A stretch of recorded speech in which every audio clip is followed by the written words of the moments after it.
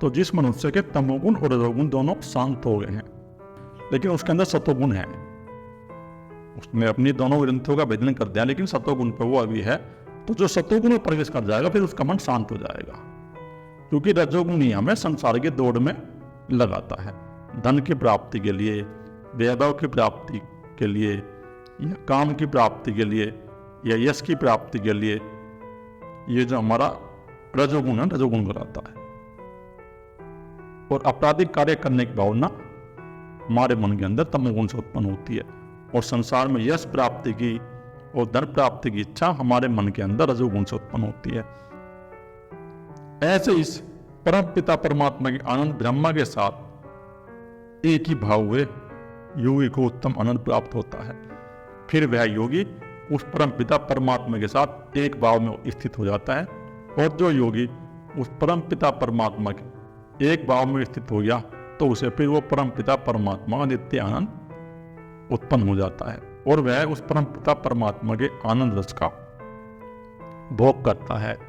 फिर उसके अंदर सतोगुण रहेगा, तो उसके मन के अंदर फिर जो कोई भावना भी उत्पन्न होगी, तो इसी प्रकार की भावना उत्पन्न होगी कि जो परम पिता परमात्मा आनंद मुझे मिला है, वो आनंद दूसरे मनुष्य को मिल जाए। फिर वो उसको बांटेगा प्रसाद के रूप में, क्योंकि संसार में प्रत्येक मनुष्य दुख से पीड़ित है। उसने जो अपने दुख हैं ये अपने आप ही बढ़ा लिए हैं, चिंता करता है वो, और जिसका मन निरंतर चिंता करता रहेगा तो उसके अंदर दुख उत्पन्न हो जाएगा। तो हमारे मन के अंदर ये 24 घंटे का चिंतन उत्पन्न होता रहता है। इस चिंतन को तुम शांत कर दो। ये चिंतन शांत होगा जब तुम अपने मन को वर्तमान में लेके आओगे, और जब तुम अपने मन को वर्तमान में लेके आओगे, भूतकाल के या भविष्य काल के विचार बंद कर दोगे, तो तुम्हारा मन वर्तमान में आ जाएगा, और जब तुम्हारा मन वर्तमान में आ जाएगा तो तुम्हें उस परम पिता परमात्मा का आनंद अनुभव होने लगेगा, कि उस योगी को फिर उत्तम आनंद मिलता है। वह योगी उस उत्तम आनंद में स्थिर हो जाता है। वह पाप रहित योगी इस प्रकार निरंतर आत्मा को परमात्मा में लगाता है, और उसके जो पाप है ना वे सब नष्ट हो जाते हैं। जिस योगी के पाप नष्ट हो गए, जिस योगी के अंदर से तमोगुण और रजोगुण की वृत्ति शांत हो गई है, वह फिर इस प्रकार आत्मा को परमात्मा में लगाता है। यानी जो हमारी आत्मा है उसको परमपिता परमात्मा में लगाता है। वो जो हमारा साक्षी है ना, उस साक्षी का अनुभव करता है, और अपने मन को खाली करके उस साक्षी में रहता है। वह योगी मनुष्य जिसके रजोगुण और तमोगुण शांत हो गए हैं, इस प्रकार अपने चित्त को परमात्मा में लगाता है। सुखपूर्वक पर ब्रह्मा परमात्मा को प्राप्ति रूप अनंत आनंद का अनुभव करता है। जो मनुष्य ध्यान साधना के द्वारा अपना आगे चक्र खोल लेता ना, तो उसको फिर निरंतर उस परमपिता परमात्मा का आनंद प्राप्त होता है। क्योंकि उसके अंदर जो अहम भाव था, जो उसने ये ब्रह्मा के सूक्ष्म शरीर के अंदर अहंकार कर लिया था कि मैं शरीर हूँ, मैं मन हूँ और मैं बुद्धि हूँ, और उसने अपने आप को शरीर मान लिया था। तो इस प्रकार उसका अहंकार नष्ट हो जाता है जब हमारा आगे चक्र खुल जाता है और हमें निर्विकल्प समाधि उपलब्ध हो जाती है ना, तो हमारा जो अहम भाव है ना, अहंकार नष्ट हो जाता है। तो फिर वो अपने उस परम पिता परमात्मा के आनंद में मगन रहता है, मस्त रहता है। फिर वो सुखपूर्वक पर ब्रह्मा परमात्मा की प्राप्ति करेगा, और उसके अंदर निरंतर सुख रहेगा। सर्वव्यापी अनंत चेतन में एक भाव से स्थित रूप योगी से युक्त आत्मा वाला तथा सब में समभाव से देखने वाला योगी आत्मा को संपूर्ण भूतों में स्थित और संपूर्ण भूतों को आत्मा में कल्पित देखता है। तो जो योगी उस परमपिता परमात्मा में स्थिर हो गया है, जिसको स्थित पद की अवस्था उपलब्ध हो गई है, तो वो अनंत चेतन, तो वो जो परमपिता परमात्मा का स्वरूप है ना, वो चेतन शक्ति है, तो वो सारे ब्रह्मांड में फैली हुई है। वे अनंत है, उसका विस्तार सारे ब्रह्मांड में है, और वे अनंत है। जब उसके अंदर ये चेतन शक्ति प्रकट हो जाती है, जब उसका अहंकार खत्म हो जाता है, तो फिर वह उसमें एक भाव से स्थित हो जाता है, और फिर वह योगी युक्त आत्मा वाला, सब में समभाव से देखने वाला, तो फिर वह सबको समभाव से देखेगा। जिसके अंदर अहंकार नष्ट हो गया, मैंपन का जो अभिमान था वो नष्ट हो गया, तो फिर वो सबको समान भाव से देखेगा। उसके लिए फिर ना कोई स्त्री है, ना कोई पुरुष है, ना कोई पशु है, ना पक्षी है। तो इस प्रकार वो योगी सब में उस परमपिता परमात्मा को ही देखता है, वो चेतन स्वरूप को देखता है। माया अलग दिखाई देती है उसे, जो ब्रह्मा का सूक्ष्म शरीर है, जो 3 गुण की माया है, ये अलग दिखाई देगी उसको कार्य करती हुई, और परम पिता परम तत्व सब में उसको दिखाई देगा। फिर वह सब में संभाव रखता है वह योगी। फिर वो ऐसे नहीं देखता कि ये मेरा मित्र है या मेरा भाई है या मेरी बहन है, सबको एक समान भाव से देखेगा वो, क्योंकि उसके जो सब संकल्प विकल्प में नष्ट होंगे, उसका अहंकार नष्ट हो गया। ये जो अहंकार था, ये जो मान के बैठा हुआ था कि ये मेरा परिवार, ये मेरा घर है, तो अहंकार तो नष्ट हो गया। तो वो चेतन स्वरूप परम पिता परमात्मा प्रकट हो गया, और जब वो चेतन स्वरूप परम पिता परमात्मा प्रकट हो गया तो फिर सबको संभाव से देखता वो। फिर उसके अंदर कोई इस प्रकार का भाव नहीं है कि ये मेरा दुश्मन है, ये मेरा मित्र है या मेरे अपने हैं। और सबको संभाव से देखने वाला योगी आत्मा को भूतों में स्थित देखता है। तो फिर वो आत्मा को इस प्रकार देखता है कि ये भूतों में स्थित है। वो जो परम पिता परमात्मा है ना, चेतन स्वरूप, वो इन भूतों को भी चला रहा है। पहले तो भूतों का तुम समझ लो भूत है क्या, ये पंचमहाभूत की बात हो रही है यहाँ। ये जो पंचमहाभूत है ना, पृथ्वी, जल, अग्नि, वायु, आकाश, इन पंचमहाभूतों की बात हो रही है। तो इन पंचमहाभूतों से ये हमारा संसार निर्मित है। भाई संसार में जो कुछ भी निर्मित है, जितने भी वस्तुएं हैं, जितने भी वनस्पति है, और पशु पक्षियों के शरीर है, और मनुष्य के शरीर है, वे सब पंचमहाभूतों से निर्मित है। सारा विज्ञान, सारी साइंस, सारी टेक्नोलॉजी इन पंचमहाभूतों से आई हुई है, और इन पंचमहाभूतों में लीन हो जाती है। तो योगी इस प्रकार देखता है कि ये पंचमहाभूत भी उस परम पिता परमात्मा की शक्ति से ही कार्य करते हैं, और इन पंचमहाभूतों के अंदर भी वो चेतन स्वरूप ही है, मैं ही हूं। फिर वो अपने को इन पंचमहाभूतों के अंदर देखता है, और इस प्रकार देखता है ये पंचमहाभूत जो है उस आत्मा में, उस परमपिता परमात्मा की शक्ति में कल्पित हैं। ये पंचमहाभूत जो है ना, परमपिता परमात्मा की शक्ति से निकलते हैं। मैंने पहले भी आपको कई बार बता दिया, ये इस प्रकार निकलते हैं। जब कहीं कोई नया ग्रह बनता है, तो ब्रह्मा के सूक्ष्म शरीर में, आकाश में अगर कोई नया ग्रह उत्पन्न होगा तो वायु उत्पन्न होगी। पहले वो गैस का गोला बनेगा, गैस इकट्ठी हो जाएगी, और फिर वो अग्नि बन जाएगी, फिर अग्नि से जल बन जाएगा, जल से जो है पृथ्वी तत्व आ जाएगा। तो इस प्रकार ही देखता है जो उस परमपिता परमात्मा का अनुभव कर लेता है ना, तो इन भूतों को उस आत्मा में कल्पित देखता है। वो जो योगी मनुष्य है जिसने उस परमपिता परमात्मा का अनुभव कर लिया है, फिर वो अलग नहीं देखता किसी को, फिर वो सब में संभावी देखता है कि सब समान है। फिर उसके लिए कोई गरीब हो, अमीर हो, राजा हो, रंक हो या कोई धनपति हो, वो सबको समान ही देखता है। और जो साधु संत है जो सबको समान ही देखता, वो इस प्रकार देखता है कि धनपति आ गया, इसको अपने पास बिठाऊंगा, तो वे संत नहीं है। फिर वो जो है ना, वो ढोंग कर रहा है संत बनेगा, कपड़े पहन के वो नाटक कर रहा है, वो तुम्हारे जैसा ही है, वो दम्भी है, बाहर से अपने को संत दिखा रहा है, और भीतर से उसके अंदर काम, क्रोध, लोभ, ईर्ष्या, द्वेष ये निरंतर चलती रहती हैं। लेकिन बाहर से उसने राम नाम की चदरिया ओढ़ ली है, और अंदर वही ईर्ष्या, द्वेष, लोभ चल रहे हैं उसके अंदर। जो साधु भेद देखता है मनुष्य के अंदर, वही साधु संत है जो किसी भी प्रकार कोई भेद नहीं देखता, जिसने उस चेतन शक्ति को अपने अंदर प्रकट कर लिया है। तो फिर वह किसी में भेद नहीं देखता। वो ये नहीं देखेगा कि ये हिंदू है, ये मुसलमान है, ये यादव है, ये राजपूत है, ये गुर्जर है, ये बनिया है। तो इस प्रकार का भेद नहीं देखेगा, वो सबको समान देखेगा। ये जो निम्न प्रकार के भेद उत्पन्न कर लिए हैं, ये मनुष्य ने कर लिए हैं, स्वामी कर लिए हैं। मनुष्य के अंदर वो चेतन शक्ति अगर प्रकट हो जाए, वो एक बार विवेक बुद्धि से देख ले कि सब मनुष्य ही हैं, और मनुष्य हैं हम सब। तो इस प्रकार अगर मनुष्य अपने अंदर विवेक उत्पन्न कर ले कि हम सब मनुष्य ही हैं, तो संसार में जो जितनी भी ये समस्या है ना, ये समस्याएं फिर अपने आप नष्ट हो जाएंगी। वो सबको समान भाव से देखता है कि सब समान मनुष्य हैं। वो इस प्रकार नहीं देखेगा कि ये अलग है या मैं अलग है। उस परमपिता परमात्मा का चेतन स्वरूप सबके अंदर ही देखेगा वो। और जो पुरुष संपूर्ण भूतों में सबके आत्मा रूप मुझ वासुदेव को ही व्यापक देखता है, कि जो पुरुष संपूर्ण भूतों में सबके आत्मा रूप, यानी वो जो भूतों का आत्मा रूप है वो भी परमपिता परमात्मा ही है, और मुझ वासुदेव को ही देखता है। तो परमपिता परमात्मा का भगवान ने अनुभव किया हुआ है और वो चेतन शक्ति भगवान के अंदर प्रकट है।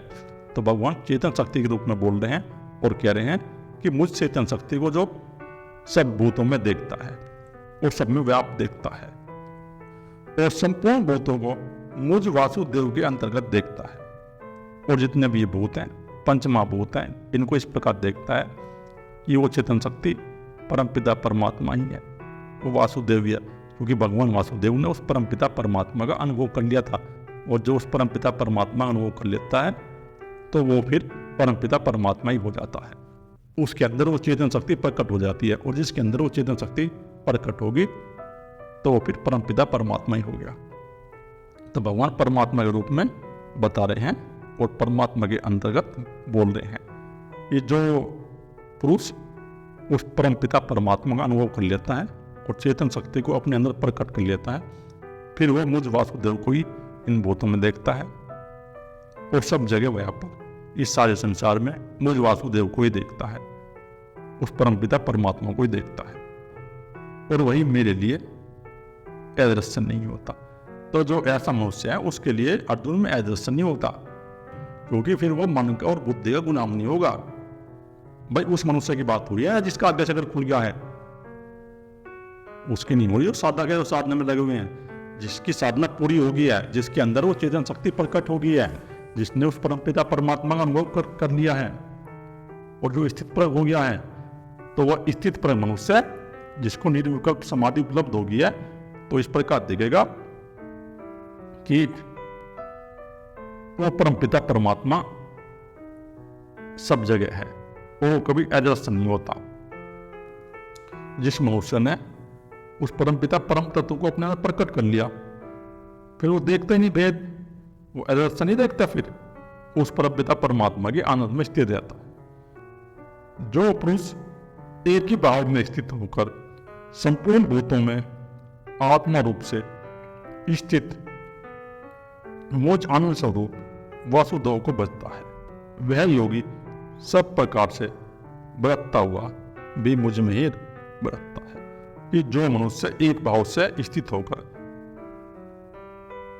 भूतों को आत्मा रूप में स्थित करके, यानी वो भेद नहीं देखता, फिर उसको जब पंचमहाभूत है ना, उसको सब इस प्रकार दिखाई देते हैं कि सब ये पंचमहाभूत के शरीर है, और वो पंचमहाभूत भी उस परमपिता परमात्मा में विलीन हो रहे हैं, और सबके अंदर वो चेतन शक्ति विद्यमान है, वो चेतन शक्ति सबके अंदर कार्य करती है, और उस परमपिता परमात्मा में एक भाव जाएगा वो, और एक भाव में फिर उस आनंद का अनुभव करता हुआ, उस परमपिता परमात्मा के रस का अनुभव करता हुआ वासुदेव को बचता है। वासुदेव का मतलब है वो परमपिता परमात्मा चेतन शक्ति, उस चेतन शक्ति में निरंतर रमन करता है, उस आनंद में वह रमन करता है, मन बुद्धि में वह आता जाता है, फिर मन बुद्धि उसके अनुसार चलती है, फिर जिसके अंदर वो परमपिता परमात्मा चेतन शक्ति प्रकट हो जाती है। जो मनुष्य उस परमपिता परमात्मा को चेतन शक्ति को प्रकट कर लेता है, फिर वह मुझ वासुदेव को ही बचता है, उस परमपिता परमात्मा का आनंद भोगता है और निरंतर उस परमपिता परमात्मा की शक्ति का अनुभव करता है, और वह योगी सब प्रकार से बरतता हुआ भी मुझ में बरतता है। और फिर वह योगी फिर कुछ चेष्टा करेगा, कुछ शरीर से कर्म करेगा या मन से कुछ कर्म करेगा, लेकिन फिर भी वो परमपिता परमात्मा में ही उसका चित्त स्थित रहेगा एक भाव से। जो हो रहा है वो शरीर से कर्म हो रहा है, और जो हो रहा है वो मन से कर्म हो रहा है। फिर उसके अंदर ये जो है ना भविष्य के विचार और भूतकाल के विचार नहीं उठते, ये शांत हो जाते हैं। जिसका आगे से अगर खुल जाता है ना, वो स्थित पर हो जाता है, उसको निर्विकल्प समाधि उपलब्ध हो जाती है। आगे से अगर खुलने के बाद ही निर्विकल्प समाधि उपलब्ध होती है हमें, नहीं तो नहीं होती। नहीं तो विशुद्ध चक्र तक हम जो है ना शैवविकल्प समाधि में ही रहते हैं। मूलाधार चक्र का भेदन करने के बाद हमें शैवविकल्प समाधि उपलब्ध हो जाती है और फिर वो रहती है 2 चक्रों तक। लेकिन कुछ मनुष्य ऐसे हैं जो साधक साधिकाएं हैं, उसी को आनंद मान लेते हैं, क्योंकि हृदय चक्र में इतने विचार तो होते नहीं, आनंद रहता, लेकिन 10% या 5% विचार फिर भी बच जाते हैं जो हमारे मन के अंदर बच जाते हैं। लेकिन साधक साधिकाएं कुछ ऐसे होते हैं जो वहां से आगे नहीं बढ़ते। तो परमपिता परमात्मा के रस को उपलब्ध करो और आगे बढ़ो, तुम अपनी साधना को बढ़ाते रहो। भगवान श्री कृष्ण ने इसमें बताया ही है कि साधक को जो है निरंतर अभ्यास करना चाहिए ध्यान का, और ध्यान का अभ्यास अपना बंद नहीं करना चाहिए साधक को। भगवान ने ये बताया इसमें अध्याय में कि साधक को निरंतर ध्यान का अभ्यास करना चाहिए, बंद नहीं करना चाहिए, और अपने मन को वर्तमान में स्थिर करना चाहिए। जब साधक अपने मन को वर्तमान में स्थिर करेगा और निरंतर ध्यान का अभ्यास करता रहेगा तो उसकी साधना निरंतर आगे बढ़ती रहेगी। और जो साधक ध्यान का अभ्यास बंद कर देगा तो उसकी साधना की गति वहीं रुक जाएगी, और रुक क्या जाएगी, नीचे गिर जाएगा, वहीं जहाँ से चला था वहीं रुक जाएगा। मैं तो प्यार ही बता दिया था आपको कि आध्यात्म का मार्ग ऐसा है जैसे एक खड़े पहाड़ पर चल रहे हैं, अगर रुके तो नीचे गिरेंगे, फिर चलना पड़ेगा वहां से ही। तो बीच में रुकना नहीं है, अपने अभ्यास को करते रहना है ध्यान के, और बनाए रखना है। आज हमारे संसार में डिप्रेशन बढ़ता जा रहा है, बीमारी बढ़ती जा रही है, मनोरोग बढ़ते जा रहे हैं, शारीरिक बीमारी बढ़ती जा रही है। तो इसलिए बढ़ती जा रही है कि वो मेडिटेशन बिल्कुल नहीं कर रहा, ध्यान बिल्कुल नहीं कर रहा। वो जो 1 घंटे पहले जो बड़े आदमी थे वो ओम नमः शिवाय का जाप करते थे या राम नाम का जाप करते थे, तो जाप भी नहीं कर रहा आजकल मुझसे। तो मैं तो ये कहूँगा कि 1 घंटे का समय निकाल के ध्यान करना शुरू कर दो, मेडिटेशन करना शुरू कर दो। जब तुम मेडिटेशन करना शुरू कर दोगे, ध्यान करना शुरू कर दोगे, तो तुम्हारे मन के अंदर ये विचार कम हो जाएंगे, और तुम्हारे ये मनोरोग है ना, ये मनोरोग अपने आप शांत हो जाएंगे। इस प्रकार तो होंगे नहीं, ये एकदम हो जाएंगे, ये धीरे धीरे अपने आप शांत हो जाएंगे। जब तुम अभ्यास करोगे ना ध्यान का, तो धीरे धीरे करते रहोगे, 1 साल बाद तुम्हें बहुत फर्क दिखाई दे जाएगा। जब तुम्हें मेडिटेशन करते हुए, ध्यान करते हुए 1 साल हो जाएगा, तो तुम्हें 1 साल में अपने अंदर बहुत परिवर्तन दिखाई देगा। तुम्हें इस प्रकार परिवर्तन दिखाई देगा, तुम्हारे मन के अंदर ये जो रात दिन विचार दौड़ते थे, ये सब खत्म हो जाएंगे, नष्ट हो जाएंगे, और तुम्हारा जीवन सुख में बनेगा। और तुम्हारे अंदर ये जो बीमारी उत्पन्न हो रही है ना, शारीरिक बीमारी उत्पन्न हो रही है, या मनोरोग की बीमारी उत्पन्न हो रही है, डिप्रेशन की समस्या हो रही है, तो ये सब बंद हो जाएंगी, नष्ट हो जाएंगी। तो इसलिए मेडिटेशन करना शुरू कर दो तुरंत। और जब मेडिटेशन करना नहीं जानते या नहीं कर सकते, तो कम से कम किसी एक मंत्र को ले लो छोटे से को, उसका जाप करना शुरू कर दो 1 घंटे। क्योंकि जो मन बिखरा हुआ है वो एकाग्र तो होगा कुछ समय के लिए। मंत्र से हम जो है ना अपने बिखरे हुए मन को एकाग्र कर लेते हैं, और जो हमारा मन, जब हम मंत्र का जाप करते हैं तो जो हमारे मन के अंदर निरंतर चिंता चलती रहती है, निरंतर कल्पनाएं चलती रहती हैं भविष्य की और भूतकाल की, तो हमारा मन फिर एक चीज फोकस हो जाता है। जब वो एक चीज फोकस हो जाएगा ना, तो एकाग्र होगा, और एकाग्र होगा तो ये जो मनोरोग की बीमारी है ये शांत होगी, फिर चिंता, डिप्रेशन, ये सब शांत होंगे। तो अगर तुम मेडिटेशन नहीं कर सकते तो 1 घंटा फिर इस प्रकार किसी मंत्र का जाप कर ले। कोई भी आप मंत्र ले लो अपना, अपने अनुकूल, अपने धर्म के अनुकूल, और उसको जो है जाप करते रहो अपने मन के अंदर, तो ये समस्या उत्पन्न नहीं होगी। और नहीं तो जो है ध्यान का अभ्यास करो तुम। जब तुम ध्यान का अभ्यास करोगे और ध्यान का अभ्यास करते रहोगे, 1 घंटे तुम ध्यान का अभ्यास कर लो। जैसे जापान में 1 घंटे ध्यान करते हैं, सब मेडिटेशन करते हैं। तो अगर हमारे भारत में भी 1 घंटे ध्यान का अभ्यास शुरू हो जाए तो बीमारी बहुत कम हो जाएंगी, अपने आप ही खत्म हो जाएंगी। या बच्चों को कराना शुरू कर दें हम, लेकिन कोई चीज़ पर ध्यान नहीं देता। तो आज वो समय आ गया है, मेडिटेशन करना जरूरी हो गया है प्रत्येक व्यक्ति के लिए।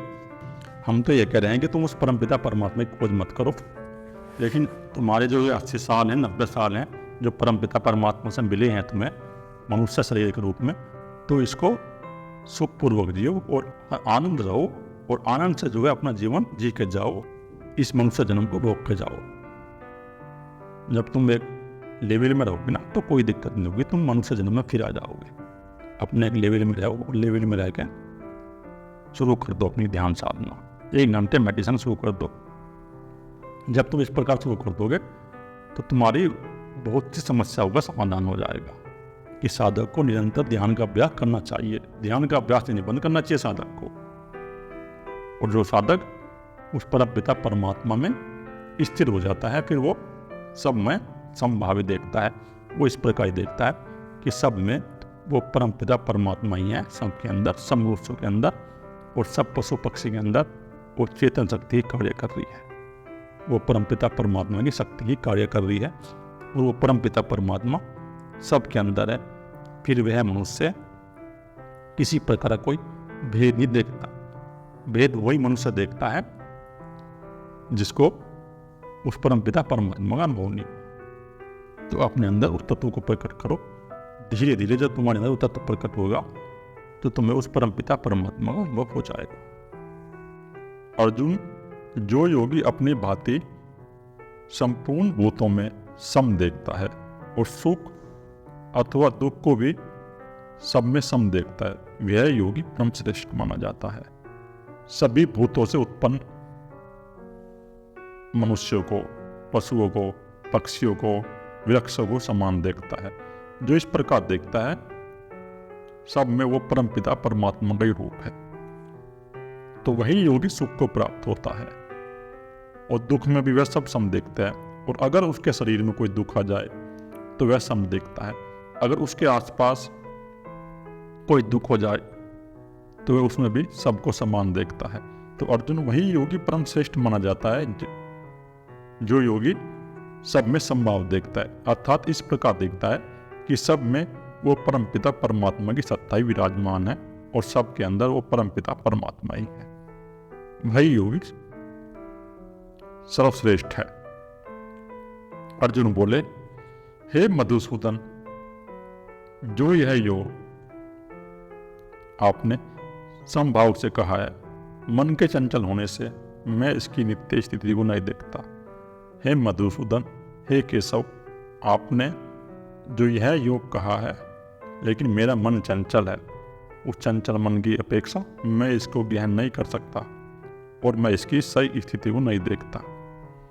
तो देखो, अर्जुन गीता के 6 अध्याय में यही कह रहा है अभी कि भगवान वो परमपिता परमात्मा का जो योग आपने बताया है, उस योग को मैं नहीं देखता, क्योंकि अर्जुन के मन के अंदर चिंता उत्पन्न हो गई है, और अर्जुन के मन के अंदर नित्य शोक और मोह के विचार उत्पन्न है, और शोक और मोह के विचार उत्पन्न होने से उसके वो बार बार मन में रिपीट हो रहे हैं, और जब वे मन में बार बार रिपीट हो रहे हैं शोक और मोह के विचार और भय के विचार, तो अर्जुन सुनने में भी असमर्थ है।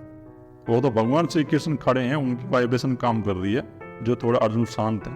अगर भगवान श्री कृष्ण नहीं होते तो अर्जुन युद्ध नहीं करता, फिर वो छोड़ के चला जाता महाभारत के युद्ध। मैं अति दीन हो गया हूं, क्योंकि हे केशव, यह मन बड़ा ही चंचल प्रथम स्वभाव वाला है और बड़ा ही बलवान है, इसलिए उसको वश में करना मैं वायु को रोकने की बात ही अत्यंत दुष्कर मानता हूं। तो अर्जुन कह रहा है, ये मन जो है ना बड़ा ही चंचल है भगवान, ये स्वभाव वाला है। इसका स्वभाव है भूतकाल के विचार या भविष्य काल के विचार। ये मन का हमारे का स्वभाव है कि हमारा मन वर्तमान में नहीं स्थिर होता, हमारा मन हमेशा भूतकाल के विचार करता रहेगा या भविष्य काल की चिंता करता रहेगा। तो इसलिए ये मन का स्वभाव है, और ये मन बड़ा ही बलवान है प्रभु, क्योंकि इस मन ने मनुष्य को पूरी तरह से गुलाम बना लिया है, और गुलाम बना के ये कार्य कराता है, और इसको वश में करना वायु को रोकने का दुष्कर कार्य है।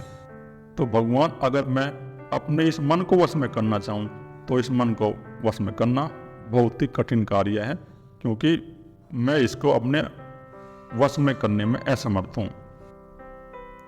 श्री भगवान बोले, हे महाभाव, निसंदेह मन चंचल है और कठिनता से वश में होने वाला है, परंतु हे अर्जुन, यह अभ्यास और वैराग्य से वश में होता है। कि अर्जुन, ये मैं मानता हूँ कि मन बहुत ही चंचल है और इसको वश में करना प्रत्येक मनुष्य के लिए कठिन कार्य है और ये मन बहुत ही कठिनता से वश में होता है।